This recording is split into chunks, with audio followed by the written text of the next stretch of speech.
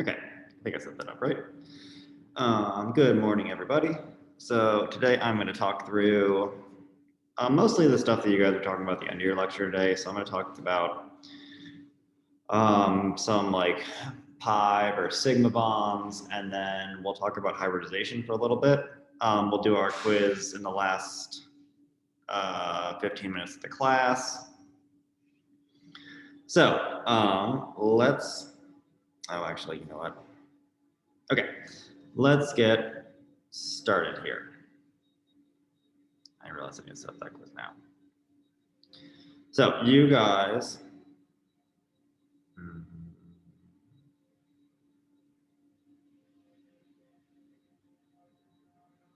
today talked a lot about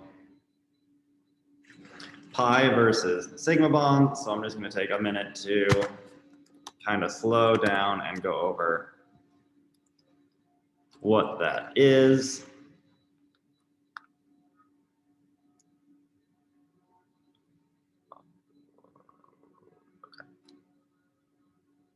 And I think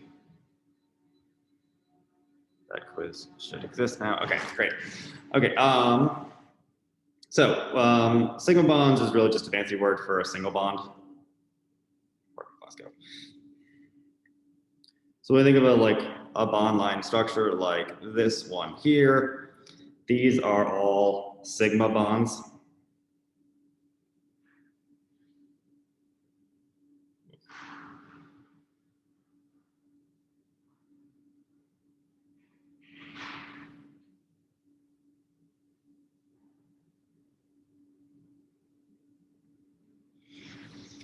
Sometimes they're represented by electron clouds. There we go. So the electron cloud for this sigma bond looks something like where you have this 2 carbons. I'm not going to draw in the I'll draw in the hydrogens, but not as orbitals.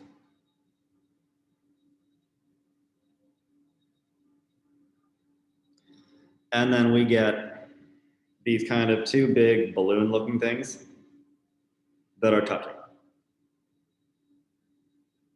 Sometimes they shade them different colors.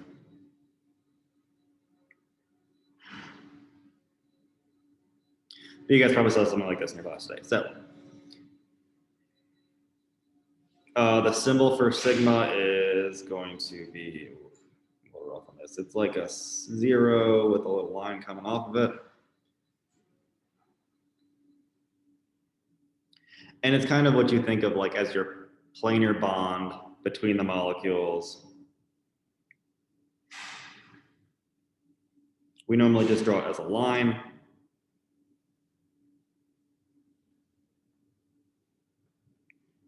So this is our representation of that line. This is different from a pi bond.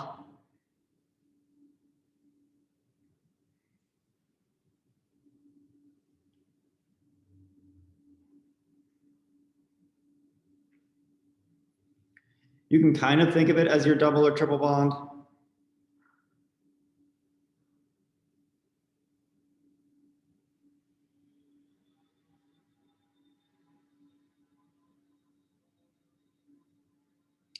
The double bond, which I'm going to draw out in this. Oh, I'm going to erase this guy here.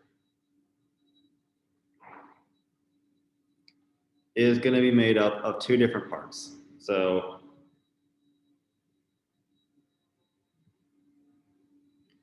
and you can kind of see it in the actual drawing itself. We have 2 different bonds for a double bond. One of them is going to be a sigma bond. So the sigma bond is kind of what we were saying.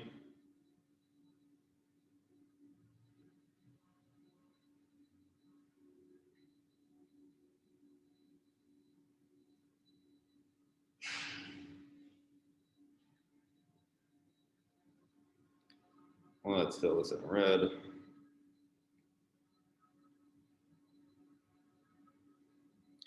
And our pi bond is going to be a little bit different. So our pi bond is going to go above and below the plane of the molecule. So if we think of this circle here, or balloon here as being above. Come on, take a load. Am I frozen? I hope you guys can see that. There we go. We're gonna have another one here. I'm gonna call them both blue.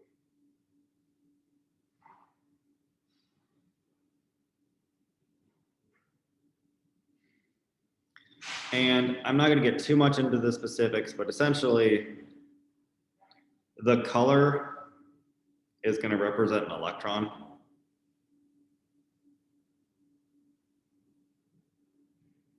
Which means that that bottom lobe doesn't have an electron, and you're kind of forming a bond here. So if you want to think of this as being one sigma bond and one pi bond, this is a better representation of what your actual double bond is. So there's two different bonds within a double bond. They're not both the same.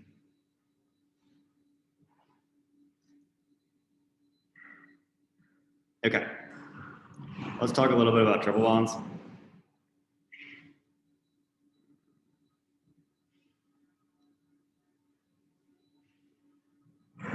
So I'm going to redraw the single one. Actually, I'm just going to redraw. So let's draw.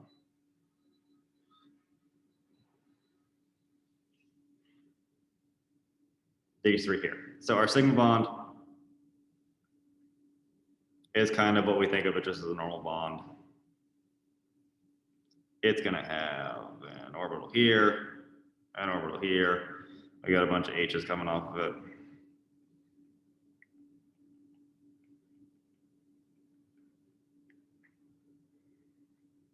I don't know why I keep picking red and green, but that seems my colors right now. They go in nicely in line with each other. For our double bond, as we just talked about,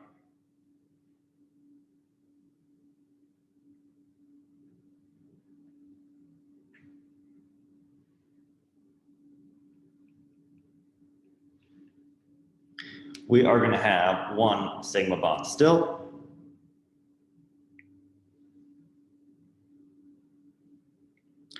And we're also going to have this, let me fill these.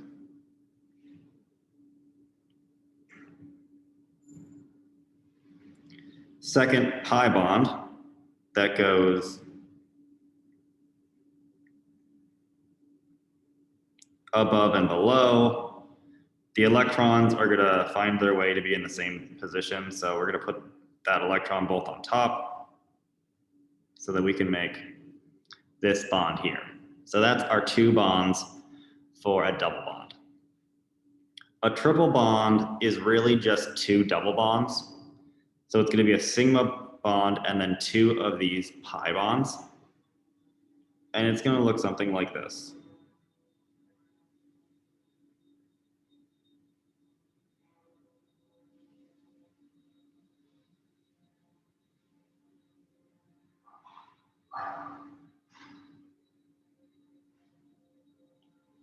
So first we have our normal single sigma bond. We're going to have one pi bond that is going up and down.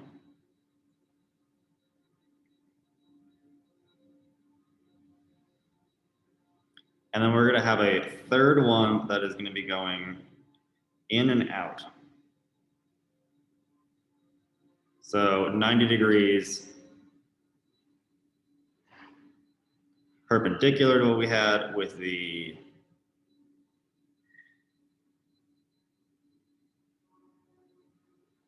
first double bond. We're going to make a double bond here and a double bond here. So these two are on two different planes, if you want to think of it as like a axis, like a graphing axis. This here would be your y-axis. And then this one going the other way, be like an x-axis if you were looking straight at it. So one of them lining up on the Y, one of them lining up on the X, they're 90 degrees off from each other. Does that make sense to you guys? Does that help? Not everyone feeling awake today? That helps. Okay. So this is these orbitals we've been talking about a lot. I'm gonna talk about hybridization for a while, and we're gonna do some hybridization problems to kind of get used to that concept. So hybridization is really an explanation of why carbon behaves the way it does. We have, if we want to think of our okay, we have 1s, 2s, 2p orbitals for something like, let's do fluorine first. So for fluorine, you're going to completely fill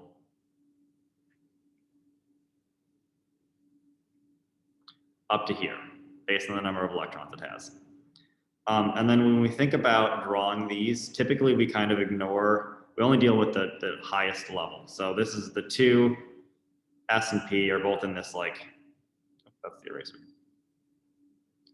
Highest level here, if we were drawing out electrons on this, we would have a pair of 2, pair of 2, pair of 2. My 2s are rough. 1. And often when we draw out fluorine, we have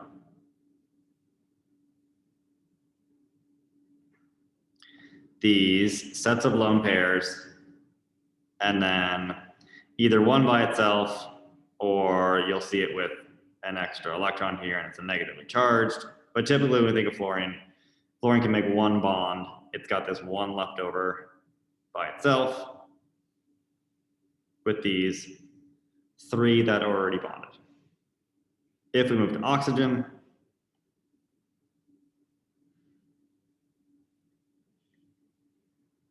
I'll wait to draw this out. So 1s, and we're just kind of going backwards on the periodic table. 2s, 2p. The 1s is filled, the 2s is filled. We've got 4 electrons in the 2p instead of 5 like we did in the other one. So now we've got in our highest that we care about, pair of 2, single electron, single electron. So it would look something like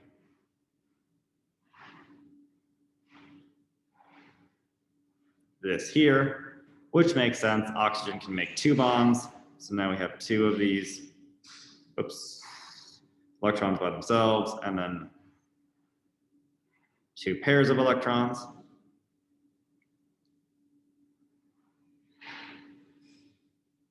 I'll give you guys a second, I'm gonna erase this.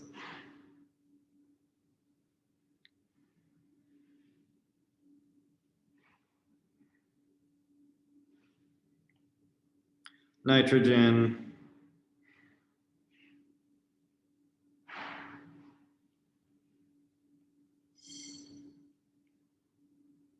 Should have 2 electrons, and then we have a total of 5 here in our 2s or 2 level.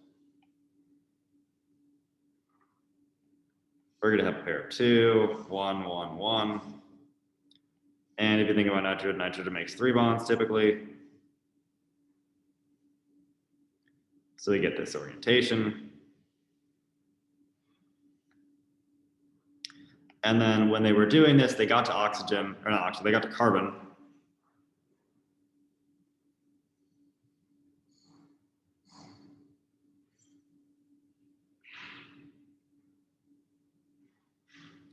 So by following the same rules, we should get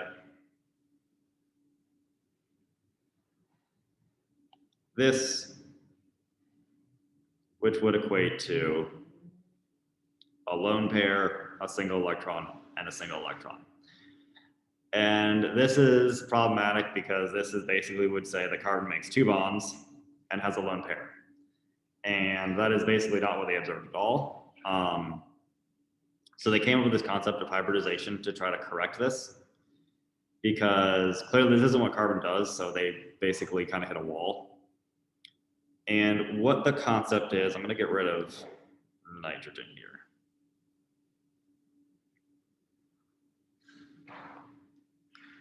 Is that they've moved this 2s and this 2p, and they merge them together into one big orbital, which they called sp3. If you want to kind of think of it as this is an s orbital, we've got a p orbital, and a p orbital here. So if we're shoving these all together, we're going to make something that looks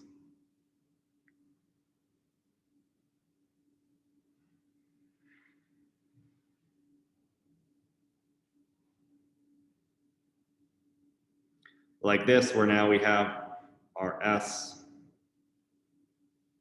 p orbitals, and they're all in a line. So when we're filling in our orbitals, we have the 2 from the 1s, and then these 4 over here are just going to end up in this configuration. So this would give us a carbon which looks a lot more like what they wanted to.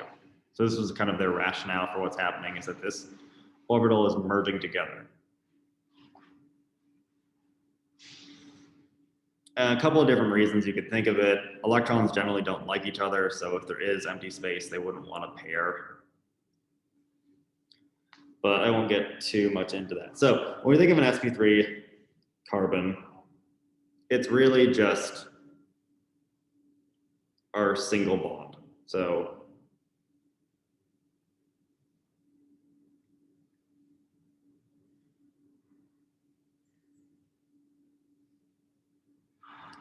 we're making 4 bonds.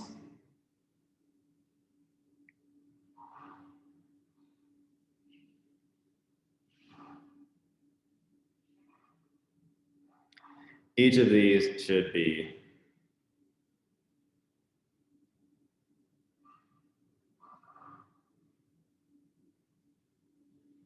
sp3 here. When we start adding in double bonds, what they did is, they started to move these into higher energy levels.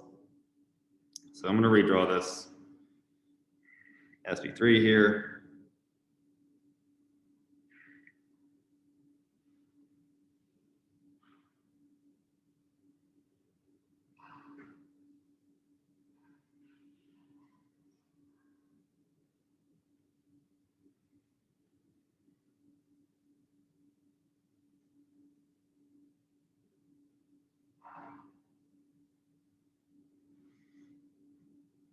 So for something like a double bond, it's going to require a little bit more energy to get it into that like higher plane that we showed earlier.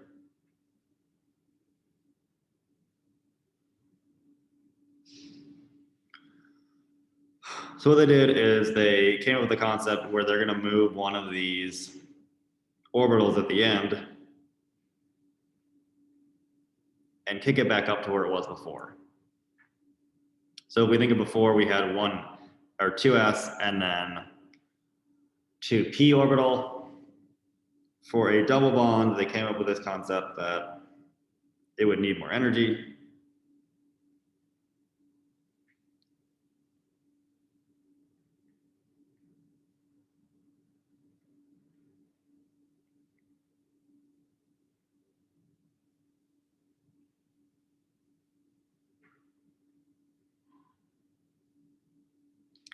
And now we're going to call this sp2. Why they didn't pair the electrons like they normally do is beyond me, but I didn't come up with the rules. So this is what's referred to as sp2, and it really just is a way of saying that something is going to have a double bond in it. When we start talking about resonance, there'll be things that sometimes have double bonds and sometimes don't. And essentially, it's always going to favor whatever your highest energy state is. So we'll talk about that on Thursday, I'm guessing. But essentially what's happened here is that we originally had one s orbital and 3 p orbitals. Now we have one s orbital, 2 p orbitals, and then this higher energy one is going to be the double bond or the pi bond.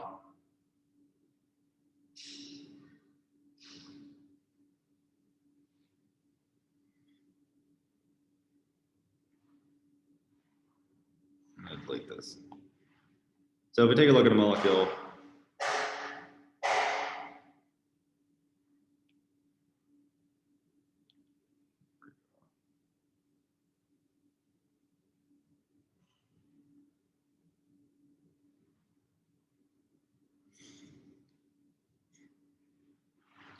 like so, let's add another double bond here.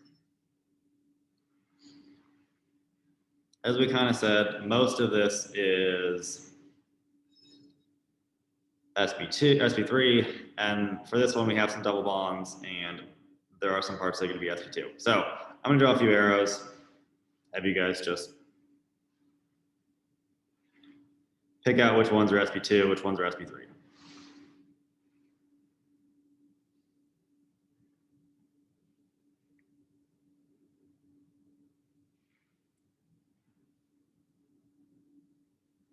Okay, so take about a minute, write down your sp3 ones and your sp2 ones.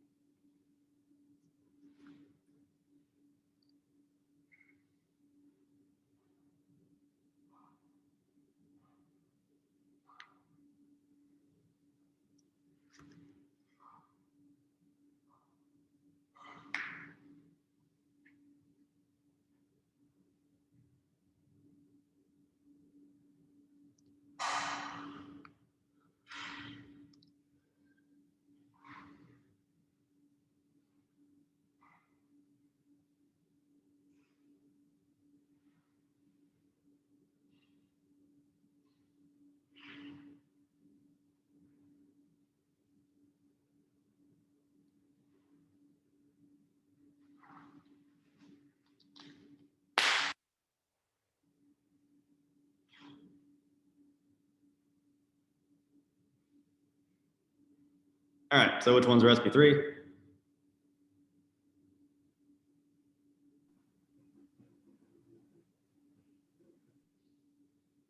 One and three. Yep, 1 and 3. And then which ones are sp2? 2 and 4. Yep, okay. So fairly straightforward concept. We can also throw in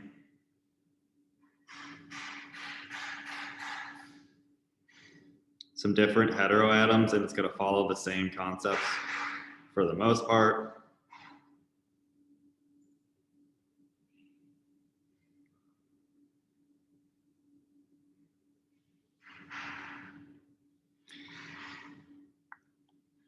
So oxygen here, it has a double bond attached to it.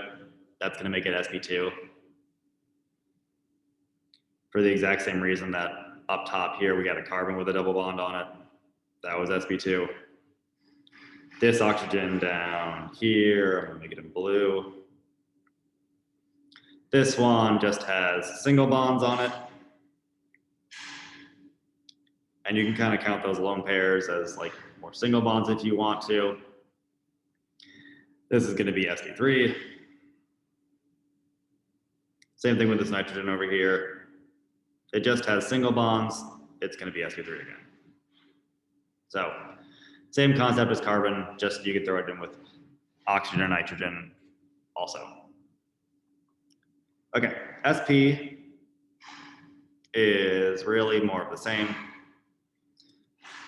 It's just going to represent our triple bond.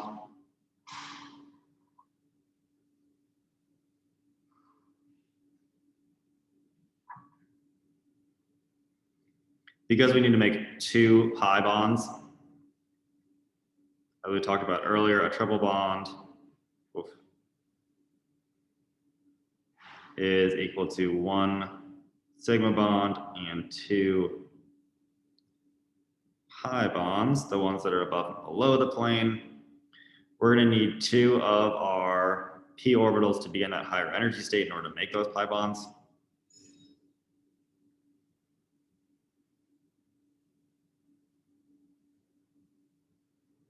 to us. This would be, now we're just going to have what's called SP, because at this point, this is all we're down to.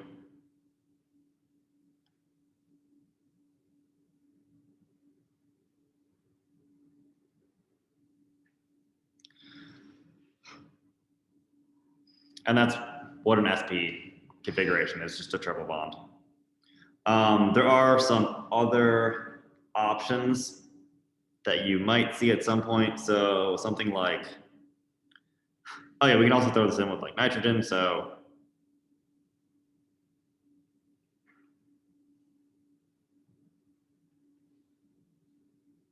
this nitrile group that we talked about on Monday, if we were picking out our sp2 or sp, sp2, sp3, just because it's a nitrogen, still follows the same rule. It has like 2 triple bonds there, so it's going to be a sp. They don't necessarily have to be attached to the same, like in a triple bond configuration. So for instance,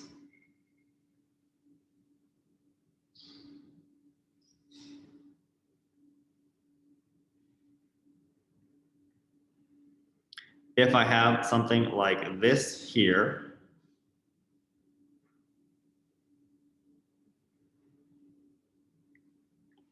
if I'm counting our different bonds on it, so this first one on the left here has, we can draw in its H, that helps a little bit.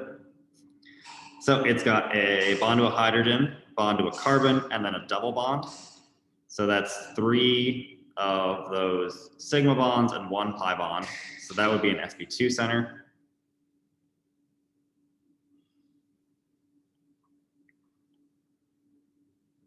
This second carbon in the middle here has 2 sigma bonds and then 2 pi bonds. They're just on other sides. So this is going to be very similar to a triple bond in the fact that it has 2 pi bonds. They're just not necessarily connected to the same carbon. So this is going to fall into our sp category. And then this last one is the same thing as the first one. It's only got 1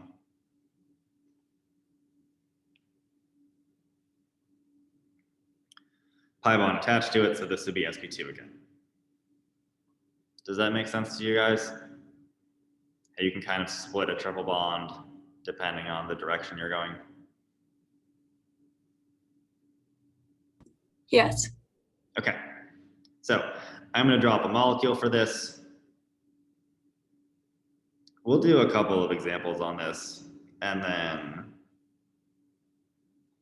take your guys' quiz.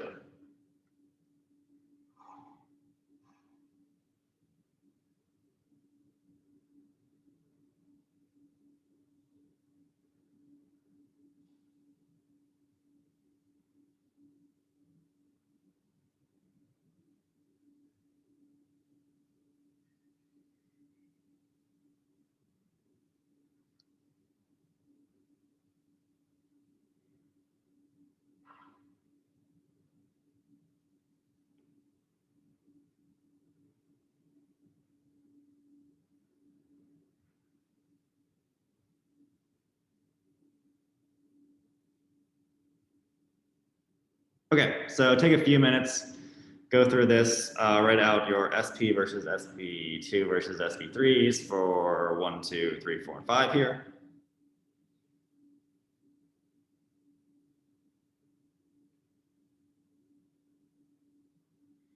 I'll give you guys about 2 minutes to go through that, and then we'll talk about it together.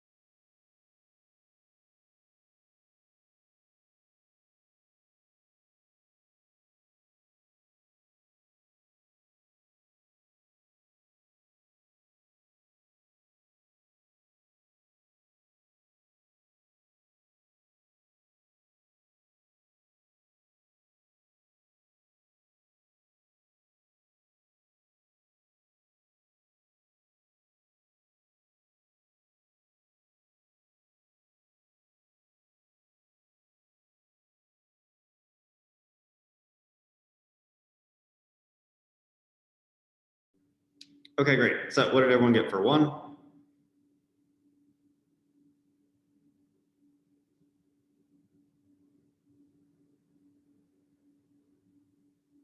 Two. Right, yeah, so we have 1 double bond on there. You can kind of think of it as like every double bond is going to minus a p orbital. So 1 double bond, you started at sp3. You have 1 double bond, you're going to minus 1 p for that pi bond, so that gets you to sp2.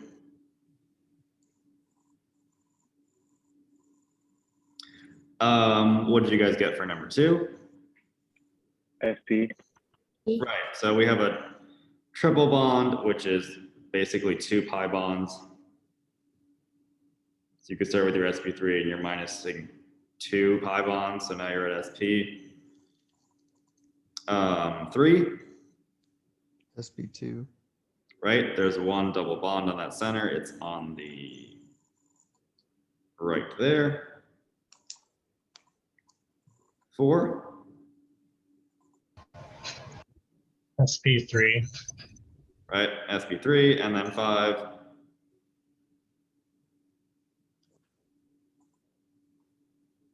SP3. SP3.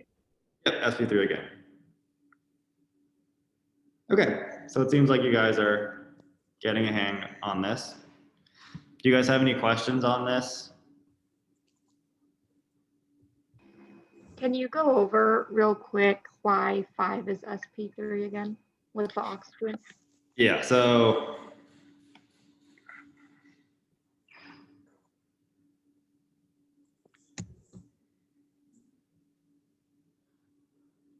if you want to think of it as you're counting your bonds, and every time you have a pi bond, you're going to lose a p orbital from your like sp3. For 5 here, you just have these 2 sigma bonds, and you're going to treat lone pairs like they're normal sigma bonds. They're just kind of like bonded to themselves, is how I would describe it. Later on, there'll be some different options, but for right now, that's how I would kind of think about it.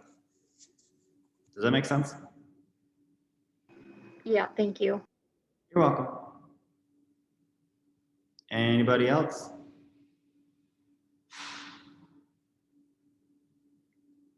Okay, I'm gonna have you guys, so I'm gonna get out of this mode. We are going to take a quiz. So I'm gonna have you guys turn on your cameras quickly and get out a scrap piece of paper. Hopefully I can get this to work.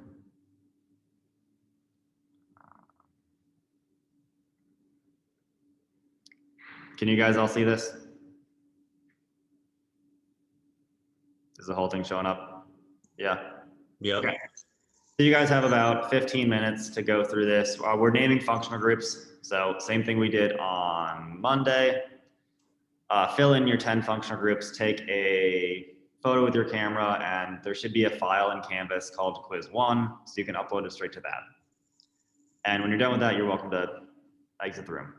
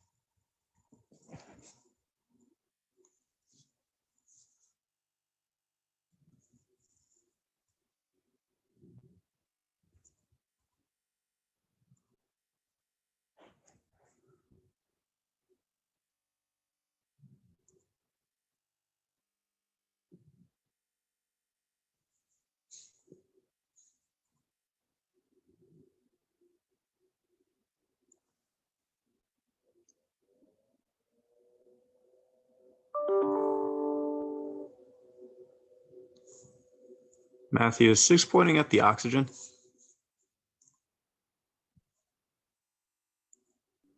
Yep. Sorry about that. There you go.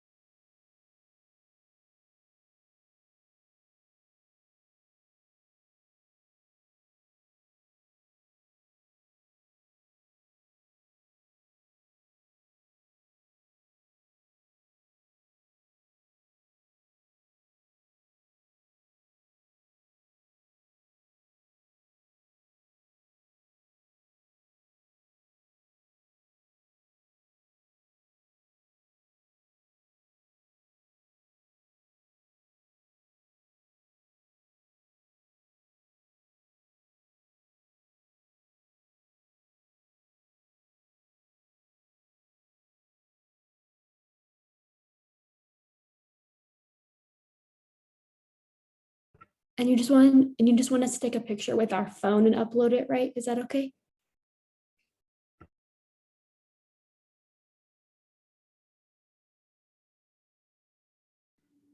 Yep, that's fine. If you guys use a scanning software for other classes, that's fine too. Just whatever. I'm sure I'll be able to access it no matter what it is. Okay, thanks. Yep.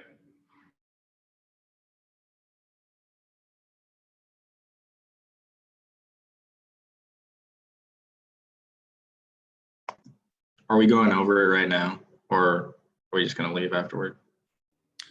Just leave afterward. We'll go over it at the beginning of class on Thursday. Thanks. Yep.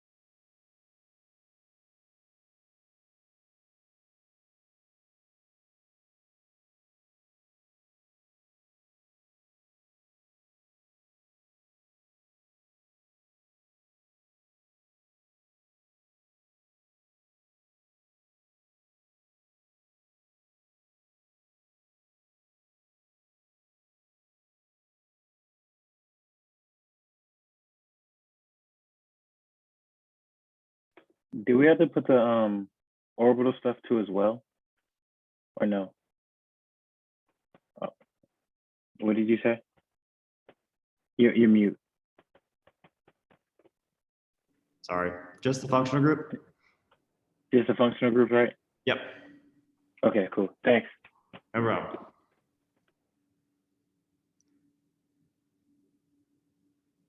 Sammy, are you out there?